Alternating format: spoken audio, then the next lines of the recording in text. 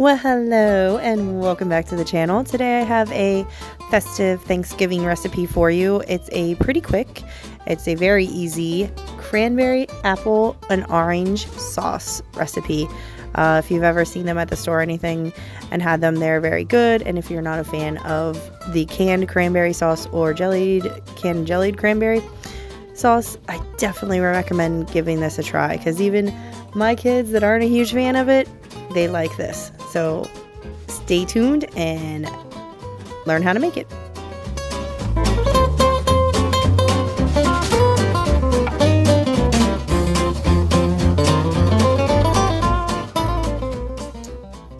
Alright, so you're going to want to have your cranberries washed. You can have your apples peeled, cored, and then quartered. And the orange, you only really need half an orange, and I went ahead and peeled the rind off of it. You can leave the rind on and just grind it up with that. I know some people like that. They like more of that powerful orange peel taste. So that's an option for you. So then you're just going to add each one, like add your apples into your food processor and give them a quick pulse just to get them cut up a little bit. You don't have to do this step. You can just chop your apples up a little bit more and your orange, and throw your cranberries in whole if you want a really chunky sauce.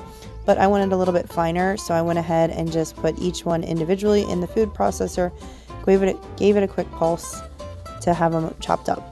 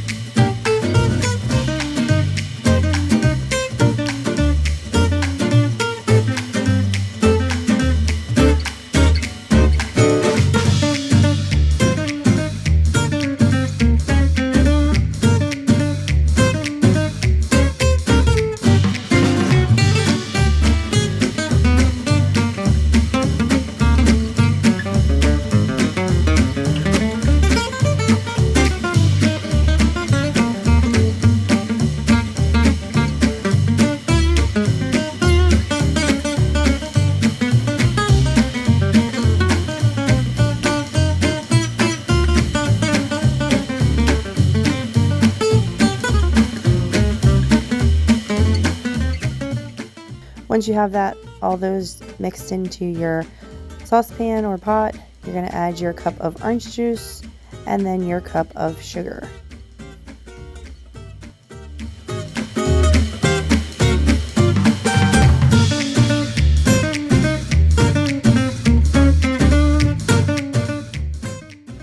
Once you have those all in your saucepan, you're going to want to put that on your stove.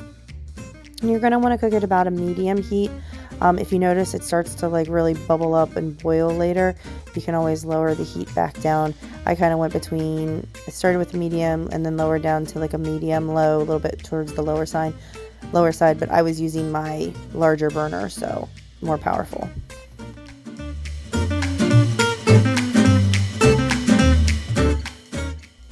You're going to want to cook this down, I'd say about between 20 and 30 minutes, depending on your stove and how fast everything's cooking. It could be as early as 15 minutes, but you just want to let it reduce down until it starts to get to a thicker, kind of jelly-ish consistency, or the consistency you like, just so it's not super runny and everything.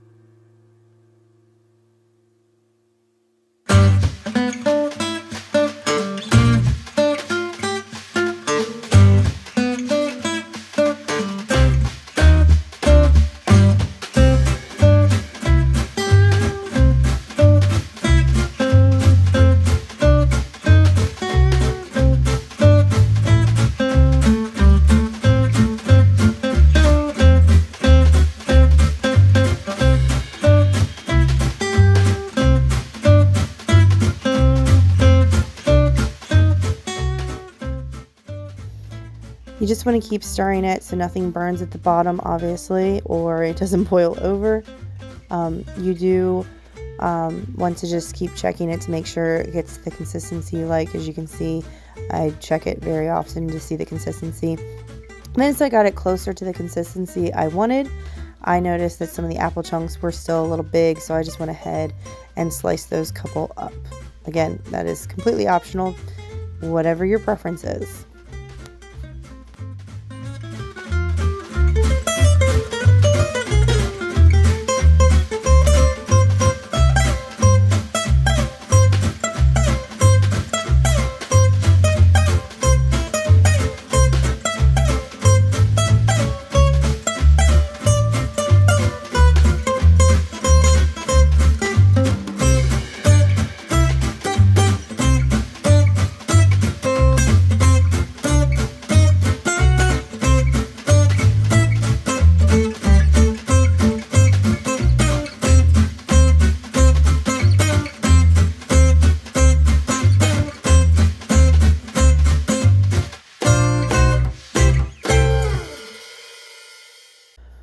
Once you have it all cooked down and got the consistency you like, then you're going to go ahead and pour it into your serving dish. Or if you want to put it in a storage container and save your serving dish, like if you're making this a couple days ahead, this can be made about 1 to 3 days ahead.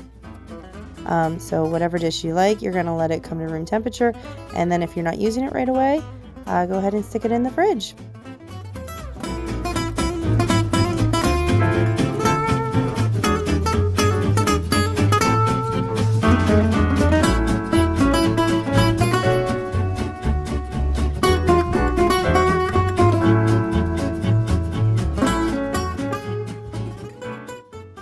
As an option, you can put some more orange peel on top just for some little decoration. Kind of makes it look a little fancy.